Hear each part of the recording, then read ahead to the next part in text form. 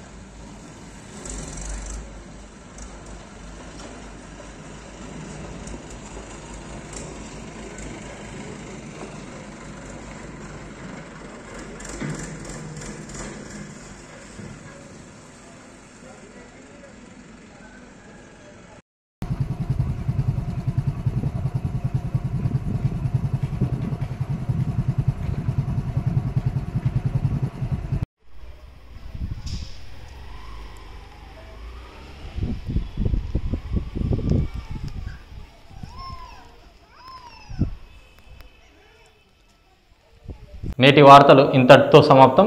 తిరిగి వచ్చే బులెటిన్లో మళ్ళీ కలుద్దాం. అంతవరకు సెలవు. నమస్కారం.